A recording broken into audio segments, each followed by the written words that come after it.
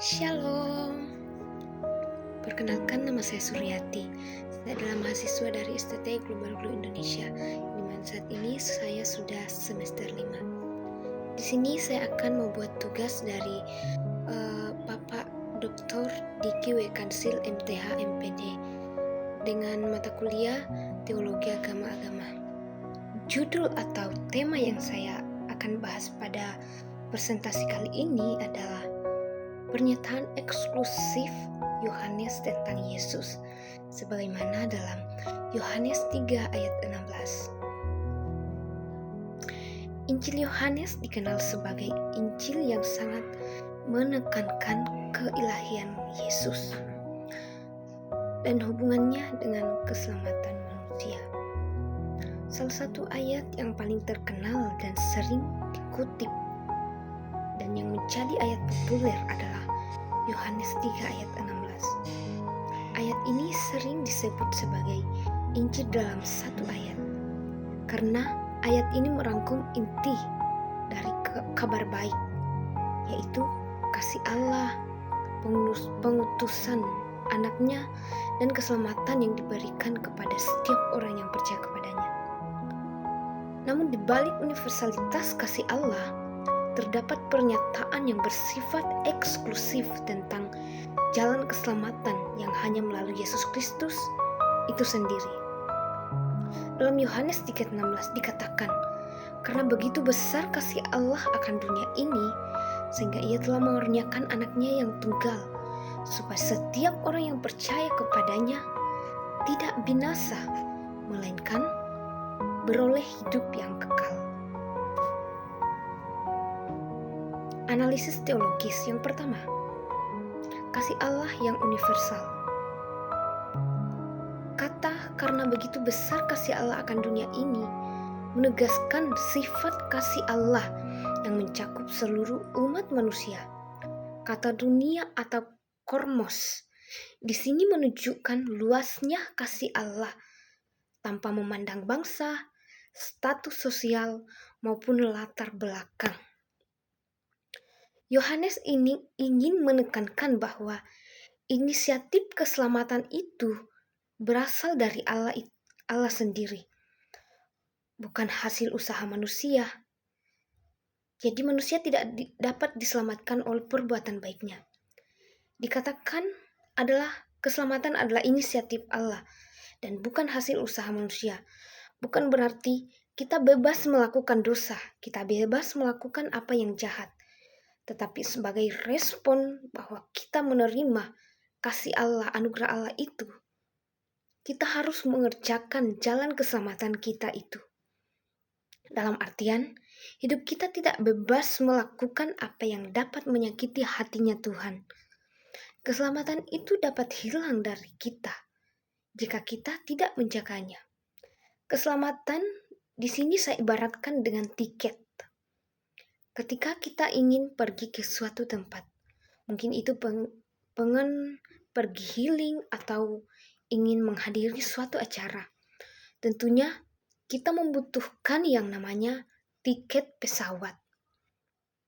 Tiket pesawat ini tentunya sudah disediakan oleh pihak bandara.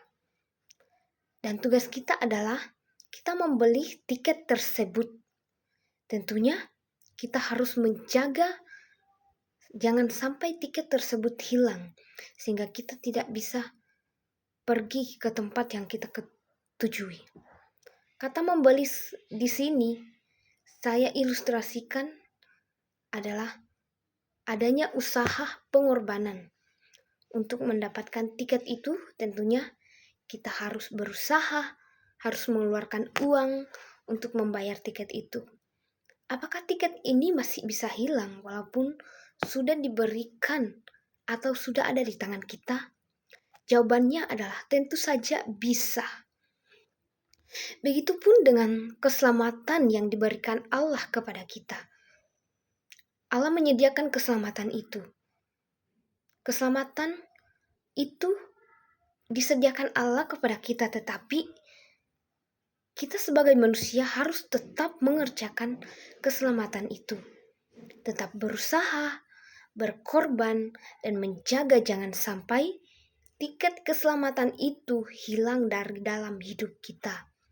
Poin yang kedua adalah Kristus sebagai satu-satunya jalan. Meskipun kasih Allah ditujukan kepada seluruh dunia, Yohanes menegaskan jalan masuk ke dalam kasih itu hanya melalui anaknya yang tunggal, yaitu Yesus Kristus. Istilah monogenes atau anak tunggal menunjuk kepada keunikan Yesus yang tidak ada tandingannya. Dalam konteks ini, Yohanes menyampaikan eksklusivitas Kristus. Tidak ada jalan lain menuju hidup kekal kecuali melalui Dia. Poin yang ketiga adalah merespon iman sebagai syarat. Pernyataan supaya setiap orang yang percaya kepadanya tidak akan binasa menunjukkan bahwa kasih yang universal menuntut respon dari setiap kita, respon personal. Keselamatan tidak diberikan secara otomatis kepada semua orang, tetapi hanya kepada mereka yang percaya kepada Yesus Kristus yang menjadikan Yesus sebagai juru selamat.